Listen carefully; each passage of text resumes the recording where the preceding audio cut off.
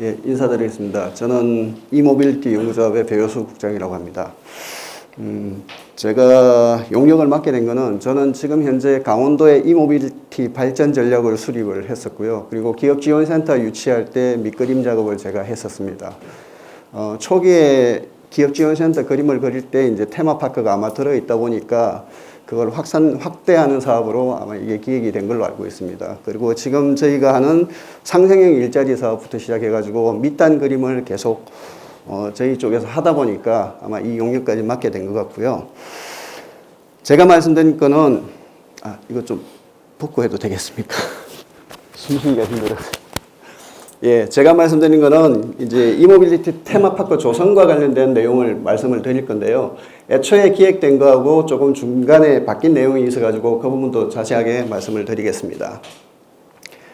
저는 정부 사업을 하면서 지자체의 다양한 그 개발 사업도 많이 참여를 했습니다. 제주도에서 일어나는 뭐 시범도시 사업부터 시작해서 그 영암군 사업까지 다 일단 이모빌리티와 관련되는 모든 사업을 일단 관여를 했었고요. 그러다 보니까 이제 민간 차원에서 아니면은 다른 기업 차원에서 그런 사업을 할 때 어떤 식으로 좀 요구가 되었으면 좋겠는지를 주로 많이들 듣고 그걸 지자체하고 협상하는 단계를 많이 거쳤습니다.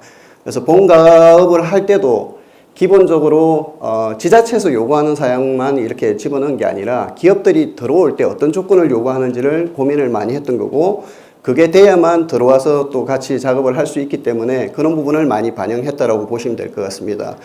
과업명은 조성사업 기본설계 연구 용역이었고요. 급하게 이제 진행이 되다 보니까 주로 이제 조감도 작업을 위주로 했습니다만 저는 거기에 좀 앞서가지고 민자 유치 방안까지 고민을 좀 했었습니다.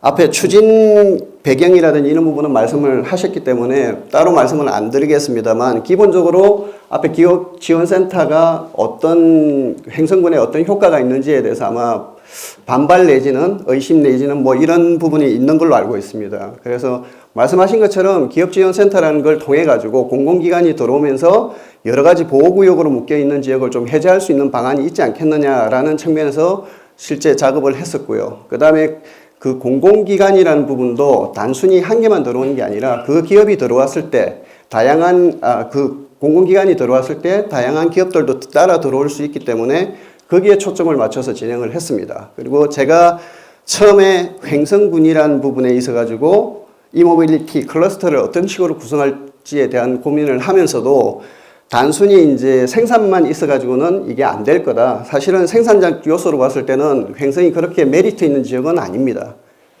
여러 가지 물류라든지 이런 부분에 있어서 여러 가지 제약 조건이 있기 때문에 조금 어려운 부분이 있었고요. 그래서 생산뿐만 아니라 연구개발이 강원도에서 가져가야 될 그 모델이었고 그래서 그 연구개발을 기반으로 해서 생산된 제품을 체험해 볼 수 있는 소비까지 일어날 수 있는 프로슈머형으로 가자라는 게 기본 구상이었습니다. 그래서 거기에는 다양한 아이디어를 집어넣는 걸로 되어 있었고요. 그래서 그런 부분을 기반으로 해서 저희들이 추진 배경이라든지 목적을 삼았습니다.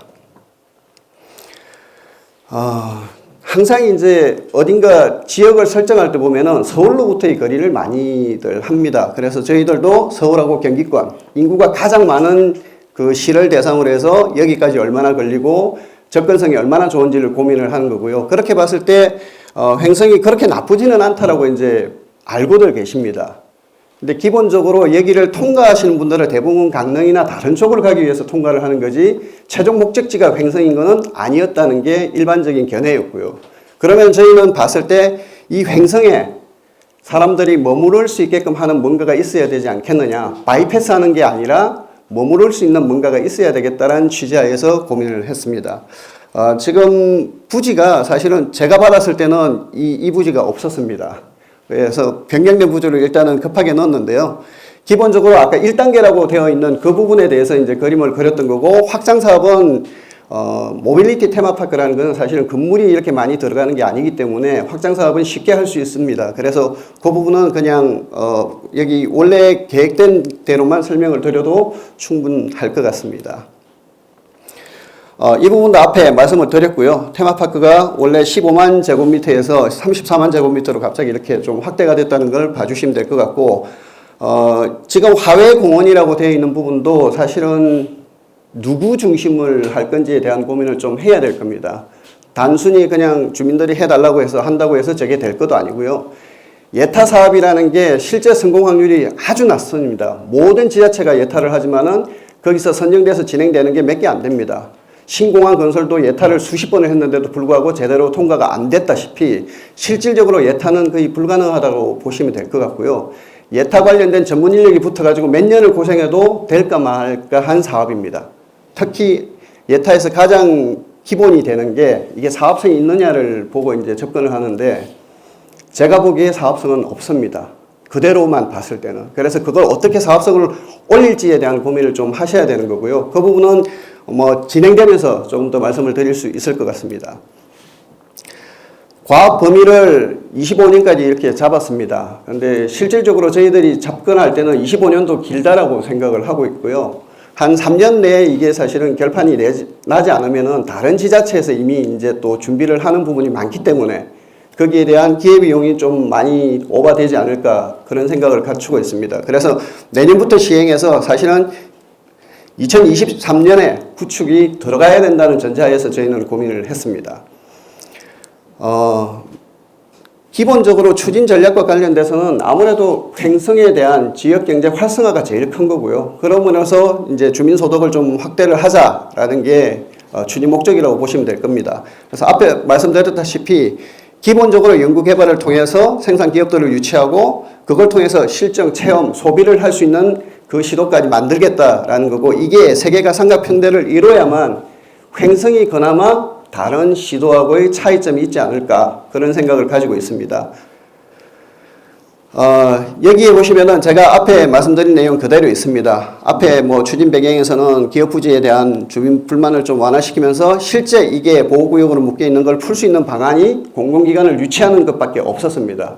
그 외에는 다 이렇게 여러 가지 제약 조건을 인해서 안 되는 부분이 있었기 때문에 이 부분에 추진 배경이 있었고요. 그 다음에 추진 내용과 관련해서도 프로슈밍은 복합단지를 구성해야 되고 그 다음에 또 하나가 주기적으로 누군가가 와야 되기 때문에 제가 그래서 마이스 산업이라고 하는 이 컨퍼런스를 유치를 하자라는 거였습니다. 그래서 컨퍼런스 시설을 갖다 놓고 이모빌리티라는 새로운 주제가 나왔기 때문에 저게 미래 모빌리티도 확장될 수가 있습니다. 그래서 그걸 횡성에서 한다라고 했을 때 해외에서 일어나는 그런 기술 테크 포럼이라든지 이런 부분을 주기적으로 유치를 할 수가 있습니다. 그래서 그 부분을 여기다가 뒀습니다. 그게 테마파크하고 연동되는 걸로 그렇게 그림을 그렸고요. 그 다음에 결국은 여기에 사람들이 많이 와야 되고 많이 체류를 해야 되고 그 사람들이 여기서 소비 활동이 일어날 수 있게끔 돼야 되는 거고 그리고 또 하나는 랜드마크라는 게 앞쪽에 얼핏 보니까 이렇게 황금소를 이렇게 두신다고 했는데 그걸 둔다고 랜드마크가 되는 건 아닙니다. 왜? 다른 사람들이 그걸 이해를 하고 인정을 해줘야 되는데 소라고 생각을 하면 대부분 다 월가를 다 생각을 할 겁니다. 그죠?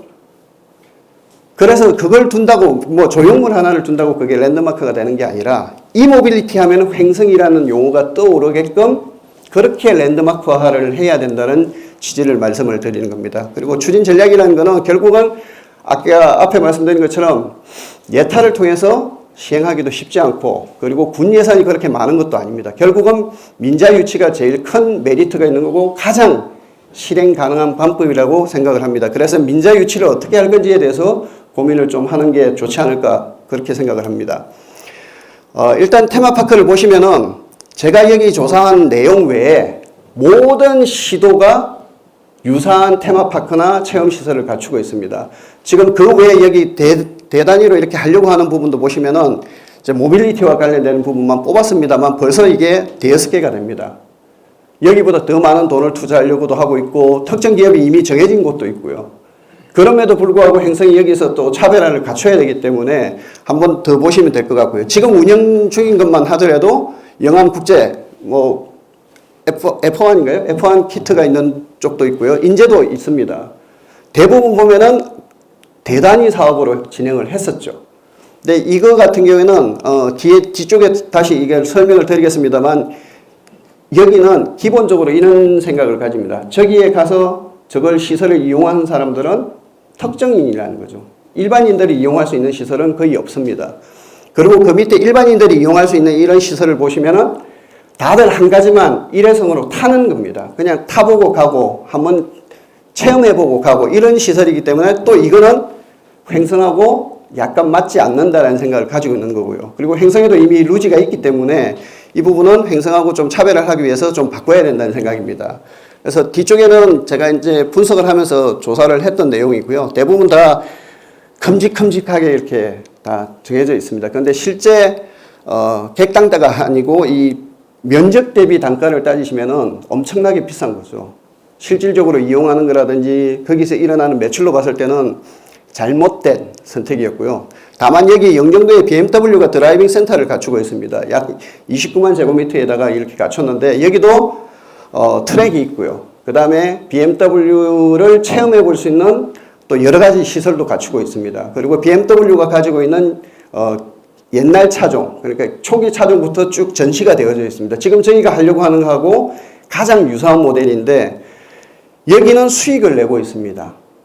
물론 거리상으로도 가깝기는 하지만은 여기는 수익을 내고 있다는 겁니다. 민간이 운영을 하고 민간이 개발하고 했기 때문에 이미 수익을 내고 있는 거고 나머지는 무슨 개발공사 지자체에서 가지고 있는 그 있죠. 그런 단체에서 운영을 하다 보니까 수익이 제대로 안 나고 있습니다. 물론 뭐 여러 가지 노하우가 있겠습니다만 일단 수익이 나야 계속 영속성을 가지고 운영을 한다는 측면에서 한번 눈여겨볼 그런 샘플이지 않을까 싶습니다.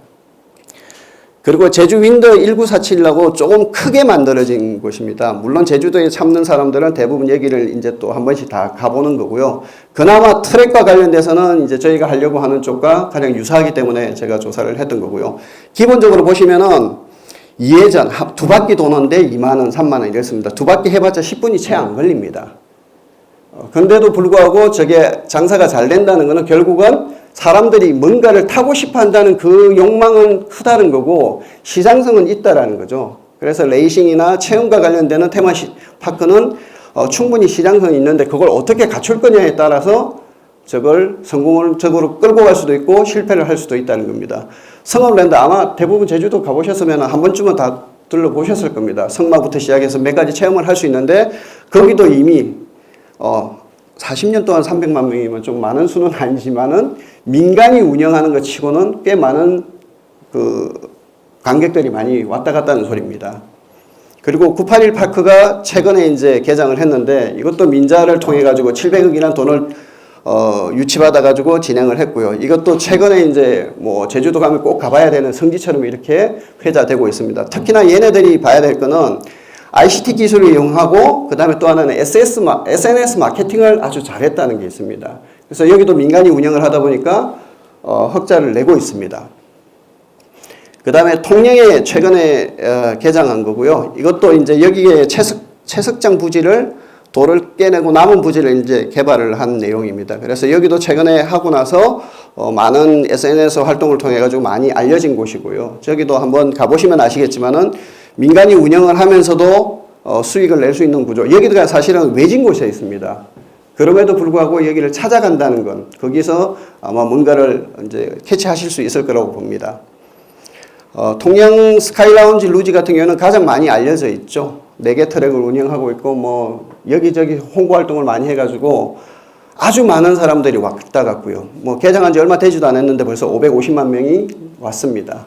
그래서 그만큼 이제 뭔가 가져갈 수 있는 여지가 있다라는 걸 말씀을 드린 거고 국내외 앞에 말씀드린 게 대부분 다 모빌리티와 관련되는 테마파크 내지는 뭐 체험장 시설입니다. 그렇게 봤을 때 레이싱장이라고 되어 있는 맨 처음에 1번이라고 되어 있었죠. 거기에 레이싱장이라고 되어 있는 부분은 뭐 국제 레이싱 기준 트랙을 완비를 하고 있습니다. 그리고 이용 대상자가 말씀드린 것처럼 일반인이 아니고 대부분 선수들입니다. 특정인들. 자기들만의 게임을 하고 있고 자기들만의 세상을 갖추고 있는 거라서 일반인들이 쉽게 접근하기가 힘든 부분입니다. 그래서 그리고 또 거리상으로 보더라도 인제 내지는 영암 뭐 이렇게 가야 되기 때문에 되게 거리가 멉니다. 횡성에 비해서.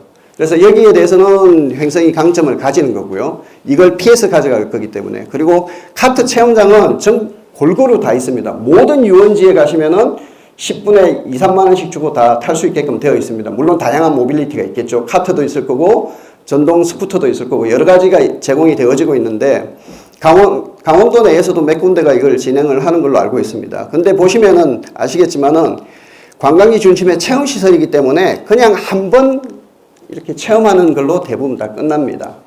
그러니까 여기 와서 이걸 가지고 뭔가 넥스트가 이루어지는 게 아니라 한번 와서 타보는 형태를 취하고 있다는 거죠. 그 다음에 여기에 들어가 있는 모빌리티가 전부 다 외산입니다. 국산이 없습니다. 근데 저희는 이제 횡성에 이모빌리티 클러스가 있고 단지가 있기 때문에 거기서 나오는 제품을 많이 활용할 수 있기 때문에 그런 부분에서도 차별화를 가져갈 수 있다라고 생각을 하고 있고요. 예, 루지 체험장 같은 경우에는 이제 경사가 있어야 된다는 그런 제약 조건 때문에 사실은 그렇게 많지는 않습니다.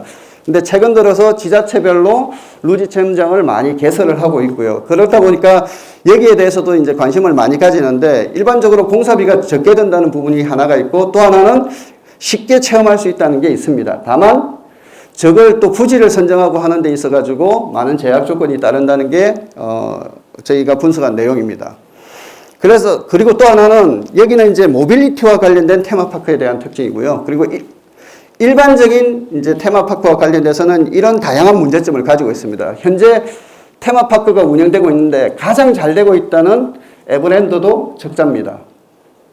그렇죠? 여러분들이 가장 잘 아시는 에버랜드조차도 적자이기 때문에 실질적으로 테마파크가 돈을 벌기는 쉽지 않은 분야가 있습니다. 왜냐하면 계절적 특성이라든지 그 다음에 또 대기를 해야 된다든지 이런 많은 문제점을 가지고 있습니다. 이런 부분은 이제 어떻게 차별화를 해야 될지에 대한 부분을 고민을 해야 되는 거고요. 그 다음에 앞쪽에서 말씀드린 것처럼 모빌리티와 테마파크의 중간쯤 되는 저희 횡성 이모빌리티 테마파크 같은 경우에는 특정 사용자 중심으로 하면 안 됩니다. 일반인들을 대상으로 하되 이 일반인들이 특정인처럼 그렇게 자격을 레이서 자격증을 준다든지 이런 개념으로 계속 이용할 수 있게끔 만들어야 되는 거고요. 그 다음에 단발성으로 가면 안 된다는 거죠. 그래서 체류용을 통해 가지고 주기적으로 이용을 해야 되는 거고요. 그리고 카트 체험에서 레이싱 체험으로 약간 버전업을 해서 차별화를 가져가야 된다는 겁니다. 그리고 또 하나는 한 제품만 가지고는 체류용으로 갈 수도 없고 여러 가지를 체험해 볼 수 있다는 그런 부분에 있어서 이점을 포기를 하기 때문에 다양한 모빌리티, 전기 자전거부터 시작해서 세발 자전거 아주 많은 게 있을 수가 있습니다. 물론 전기차도 있을 거고요. 그런 걸 체험할 수 있는 다양한 모빌리티를 체험할 수 있는 방향으로 가야 된다는 겁니다. 그래서 그렇게 됐을 때 여기도 체류용으로 테마파크가 조성되면서 많은 사람들이 여기서 묵고 자고 하면서 즐길 거리를 더 찾을 수 있게끔 그렇게 그림을 그려야 된다고 보고 있습니다. 이게 이제 목표 컨셉입니다. 그래서 가장 중요한 게 개인부터 시작해서 가족 단위까지 다 들어와서 체류용으로 가져갈 수 있는 그런 모빌리티 파크를 만들자라는 게 기본 취지입니다. 그래서 보시면은 아시겠지만은 잠깐만요. 예, 이렇게 지금 그림을 그리고 있습니다. 그래서 여기가 관리동이자 여기가 가장 중심 시설이 되는 거고요. 그 다음에 숙소동이 결국은 콘도형 으로 이제 여기서 먹고 자고 할 수 있게끔 하는 겁니다. 주거동이라고 보시면 될 것 같고요. 그 다음에 세 번째가 이 테마파크의 핵심이죠. 레이싱 관람석하고 카테크가 있는 곳이고, 네 번째 여기 4번이 이제 여기에 출전하는 팀들을 관리하는 입주동이 되겠습니다. 그래서 기업들이 들어와서 활동도 할 수 있게끔 한다는 겁니다. 자, 이렇게 시설을 갖출 때 그러면은 말씀드린 것처럼 예타 사업도 힘들 거고요. 그리고 군에서 돈이 있어서 아니면 도에서 돈이 많아서 이걸 직접적으로 할 수가 없기 때문에 민자를 어떻게 가져올지를 고민을 했습니다. 그래서 크게 세 가지 전략을 수립해서 진행을 하려고 하고 있고 몇 군데는 지금 컨택을 하고 있습니다. 그래서 첫 번째가 일반 기업들 대상으로 투자 유치 쇼를 통해 가지고 투자 유치를 하려고 하고 있고 지금 현재 이제 어디죠? 아랍에미레이트 쪽에 펀드를 운영하는 회사하고도 지금 컨택을 하고 있고 한 1,500억 정도의 투자 유치를 지금 얘기를 하고 있습니다. 그 다음에 또 하나는 특정 기업, 모빌리티와 관련되는 카카오 모빌리티, 네이버 모빌리티, 현대자동차 등등등 자율주행차나 모빌리티와 관련된 사업을 지금 확장하고 있는 기업들이 있습니다. 그래서 그 기업들을 대상으로 랜드마크형 모빌리티 테마파크를 하나 같이 만들어 봅시다 라고 제안을 하고 있고요.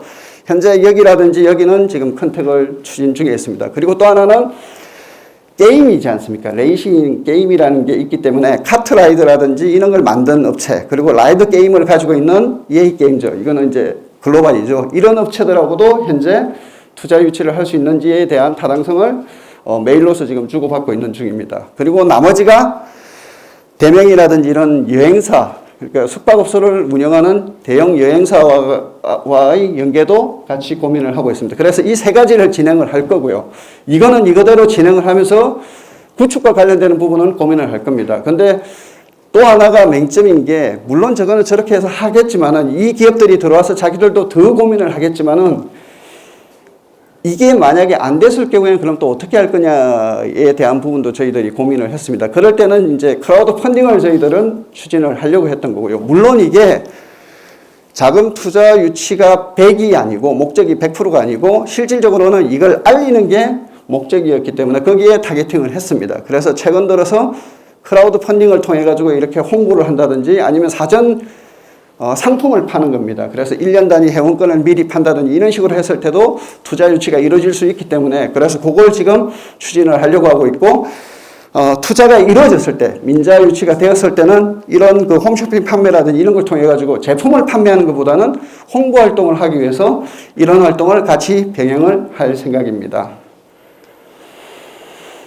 조감도 부분과 관련돼서는 앞쪽에서 설명을 드렸기 때문에 이거는 바이패스를 하겠습니다. 다시 이제 돌아와가지고 테마파크 전체 전경입니다. 그래서 이게 번호 붙어 있는 순서대로 제가 설명을 더 드리도록 하겠습니다.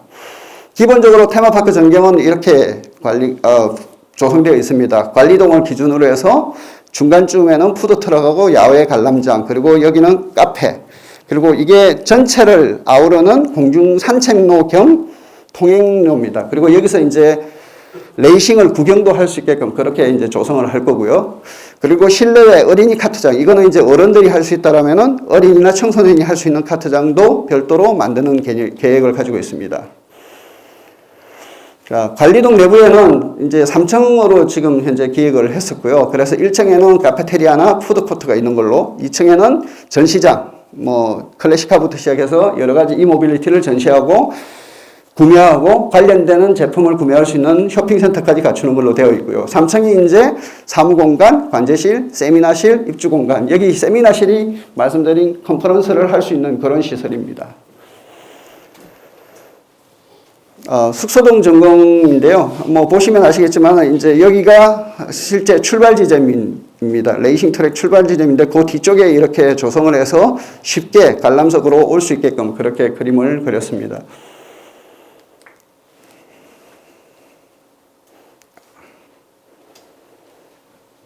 네.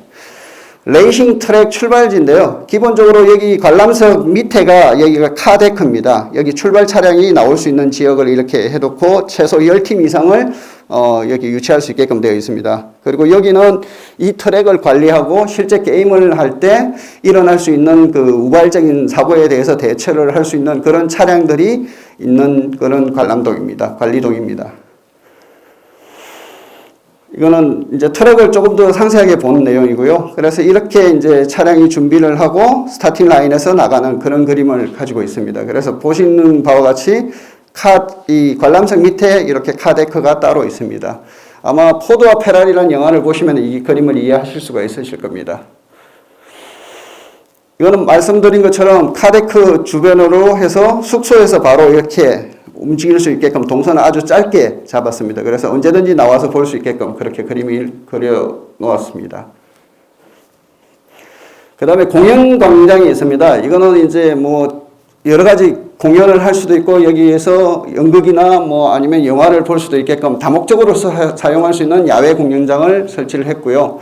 이거는 구성하는 거에 따라서 반야외 형식으로 도움을 설치를 할 수도 있게끔 그렇게 전략을 꾸밀 생각입니다.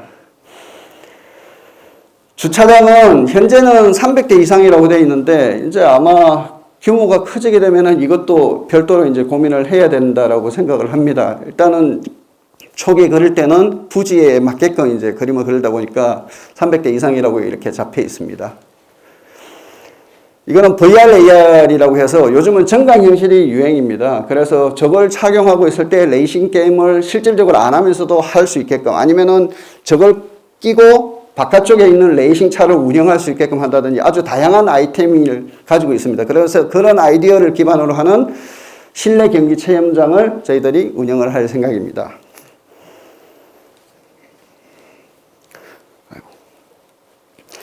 이거는 아동용, 아까 그 VR AI랑 같이 붙어 있는 거고요.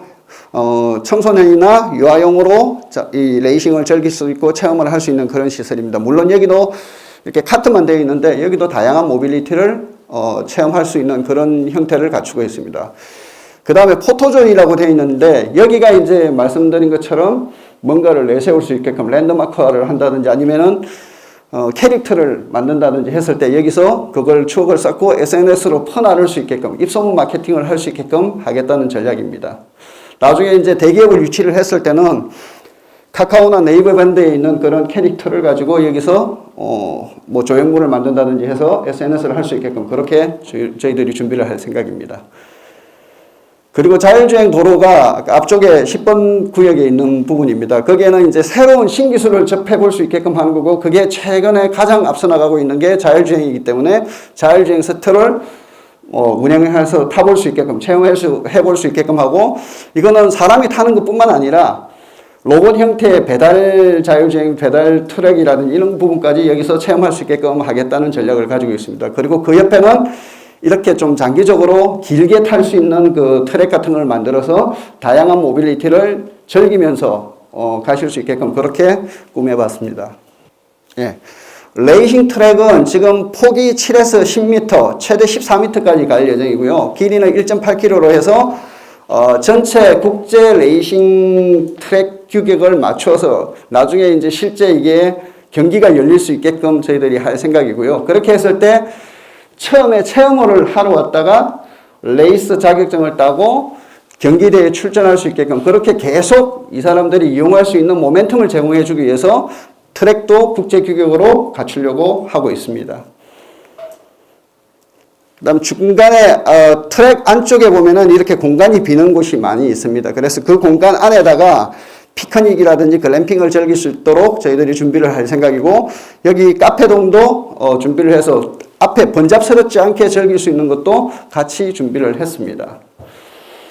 그 다음에 중간 쪽에 그 글램핑하는 그 옆에다가 푸드트럭 광장을 만들어가지고 지역 주민들이 푸드트럭을 운영할 수 있게끔 한다든지 아니면은 지역 농산물을, 농축산물을 여기서 판매를 할 수 있게끔 그렇게 저희들이 조성을 했습니다. 실질적으로 주민들한테 도움이 될 수 있는 걸 여러 가지를 고민을 했습니다. 그리고 이게 아까 앞에 말씀드린 카페 및 야외시설 별도로 이제 카페동을 만들어서 준비를 한 거고요. 거기에는 다양한 인익스테리어를 통해 가지고 차별화된 그런 서비스를 받아볼 수 있게끔 할 예정입니다. 물론 여기도 나중에는 로봇이라든지 이런 최첨단 시설을 좀 도입을 해서 차별화를 가져갈 생각입니다. 공중산책로가 말씀드린 것처럼 각 주요 거점을 이렇게 직접 연결할 수 있게끔 위쪽에 이렇게 다리를 세워놓고 그런 형태로 구성을 했습니다. 그래서 안전하게 레이싱 트랙을 건너서 각 지역을 갈 수 있게끔, 그리고 이렇게 레이싱 트랙 위에서 구경도 할 수 있게끔 그렇게 조성을 합니다. 그 다음에 모노레일 구간이라고 되어 있는 부분이 있습니다. 이거는 이제 새롭게 요즘 떠오르는 그 시설이고요. 그 모노레일을 직접 체험해 볼 수 있는 공간을 만들면서 이게 나중에 신교통수단으로 들어왔을 때 어떻게 활용될 수 있는지를 보여주는 그런 신기술 공연장 비슷한 걸 지금 갖출 생각입니다. 그 다음에 앞에 보여드렸던 그 테마파크가 여기 있으면 그 오른쪽에다가 이렇게 산악을 이용한 산악 카트로드를 제작을 할 생각이고요. 여기는 물론 이런 그 ATV 뿐만 아니라 개인용 차량을 가져와서 산악용 트레킹도 할 수 있게끔 그렇게 좀 위험 지역까지 만들어서 저희들이 운영을 해볼 생각입니다. 최근 들어서 이제 그런 그 사륜 구동 차량, 물론 엔진차이긴 하지만은 그런 걸 이용해서 여러 가지 이제 레저 활동을 하는 부분이 있기 때문에 그런 부분도 저희들이 유치할 생각으로 이렇게 산악 카트로드도 준비를 했습니다. 뭐 보시면 아시겠지만 이건 기본적으로 대부분 뭐 제주도 가시면은 보실 수 있는 내용이고요. 자, 앞에 말씀드린 그런 거는 기본적으로 이제 테마파크를 이렇게 가져올 겁니다. 근데 그걸 기반으로 그것만 해가지고는 사실 이 테마파크 조성하는 의미가 별로 없기 때문에 횡성군 전체에서 어떤 의미를 가지는지를 보셔야 될 것 같고, 그게 이렇게 8대 거점 전략, 거점 인프라를 가지고 계속 확대를 해 나가야 됩니다. 그래서 횡성 테마파크를 만들기 위해서 앞에 클러스터가 만들어졌고요. 그래서 기업들이 들어오기 시작했고, 그 다음에 공공기관 유치를 통해 가지고 기업지원센터 유치를 통해서 다양한 여러 가지 기업 연구소들을 유치를 할 생각입니다. 그리고 또 하나가 이제 내년부터 예산이 확정된 거지만은 공동 임대 공간, 임대 공장을 만들어서 거기에서 이제 그 소량 생산 자동차 인증센터라는 걸 저희들이 또 유치를 할 생각입니다. 그러면은 거기에서 일어나는 게 뭐 500대, 1000대, 2000대 이렇게 차량 대수가 많지 않지만은 그런 차량을 생산해서 판매하는 다양한 기업들을 지원해 줄 생각입니다. 그래서 창업을 유도할 거고요. 그런 기업들이 많이 들어오면 들어올수록 또 다양한 그 창업 유발 효과가 발생을 합니다. 그래서 새로운 인재들도 많이 들어와서 좀 기업이, 여기 도시가 좀 젊어지는 그런 효과를 가질 수 있지 않겠느냐. 그리고 그걸 기반으로 원주와 쌍벽을 이룰 수 있는 그런 형태로 발전을 할 수 있을 거라고 생각을 합니다. 지금 현재 국토부하고 경찰청하고 산업부, 과기부 이렇게 되어 있습니다. 모빌리티와 관련된 주요 4개 부서이고요. 그리고 각 부서가 보시면은 국토부에서는 이렇게 그 법률을 담당을 하고 있습니다. 자동차 관리법이라든지 이런 걸 통해 가지고 제재를 하고 있기 때문에 거기서 일어나는 이런 소량 생산 자동차 인증센터를 저희들이 유치를 할 생각이고요. 그걸 기반으로 산업부의 기술개발 사업을 능력이 좋으면 다 가져오시지만은 일단은 되는 것부터 한두 개씩, 지금 기반구축 사업은 벌써 2개를 수주를 했기 때문에 그걸 계속 여기다가 갖다 붙일 생각입니다.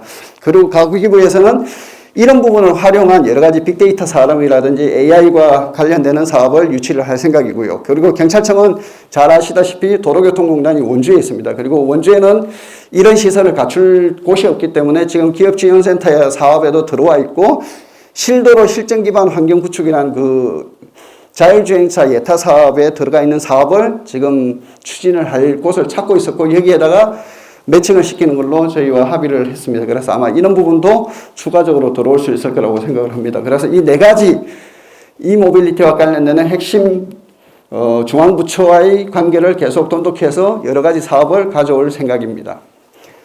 그리고 앞쪽에 말씀드린 것처럼 여기 소량 생산 자동차 인증제를 통해 가지고 여러 가지 창업 지원을 하기 위해서 메이크 스페이스라는 중기부 사업을 또 저희들이 수주를 할 생각이고요. 그걸 통해서 임대형 제조 공장, 왜냐면은 앞으로는 모빌리티는 다품종 소량 생산 체계를 갖춰야 됩니다. 소량 생산 체계라는 거는 한 기업당 생산할 수 있는 차량 대수가 2,500대 미만이라는 거죠. 그래서 서비스형 모빌리티를 개발하는 여러 사업자들이 들어와서 공장을 갖추지 않으면서도 제조업을 할 수 있게끔 해주는 게 이 임대형 제조 공장입니다. 그래서 그 사업이 내년부터 진행이 될 거고, 이걸 통해 가지고 많은 창업 기업들을 유치를 할 생각입니다. 그렇게 해서 횡성 자체를 이모빌리티 하면 횡성이라고 떠오를 수 있는 그런 랜드마크화 하는 작업을 저희들이 추진을 해 나갈 예정입니다. 이거는 한 번 더 보시면은 뭐 제가 설명드린 내용이니까 그대로 보시면 될 것 같습니다. 그 다음에 또 하나가 모빌리티 하면 최근 들어서 자율주행차입니다. 그래서 자율주행차도 결국은 엮여야 되기 때문에 자율주행도로 실도로 실정 사업이라는 게 있습니다. 그래서 시민도시 구축 사업과 비슷하게 진행이 될 거고, 단순히 그렇게 실도로만 이렇게 빌려주는 게 아니라 그게 산업적으로 연결이 돼야 되기 때문에 지금 산업부에서 개발하는 이런 자율주행차를 기술 이전을 받아서, 강원도에서 기술 이전 받아서 생산해서 직접 운영하고, 그 운영하는 비즈니스 모델 전체를 강원도에다가 우선 보급을 하고 이걸 전국적으로 확대하는 그런 모델을 갖춰 갈 겁니다. 그래서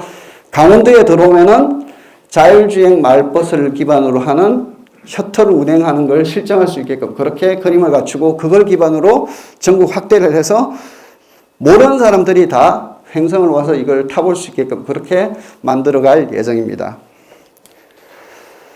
그리고 마지막으로 이제 실제 예타를 준비를 하신다라면은 이런 부분을 하시는 게 가장 좋다라는 걸 보여드리는 겁니다. 이게 뭐냐면은 최근 들어서 이제 다른 나라에서도 추진을 하고 있는데, 인공도시를 하나를 만듭니다. 그리고 거기에 입주민들도 유치를 하고 기업들도 유치를 해서 그 인공도시 내에서 일어나는 모든 데이터를 빅데이터화하고 그 데이터를 전부 다 공유를 합니다. 그렇게 함으로써 실제 이제 미래에 일어나는 가상 일이라든지 이런 부분을 다 취합을 해서 모델을 만들 수 있기 때문에 그 데이터를 서로 공유할 수 있는 그런 시스템을 갖추는 게 이 리빙랩입니다. 그래서 이 사업을 지금 하기 위해서 강원도하고 협의를 하고 있고 그게 이제 어디가 될지는 모르지만은 저는 횡성이 됐으면 좋겠다는 생각에서 추진을 하시려면 이렇게 가야 되지 않겠느냐라고 말씀을 드리는 겁니다. 이상 발표를 마치겠습니다. 감사합니다.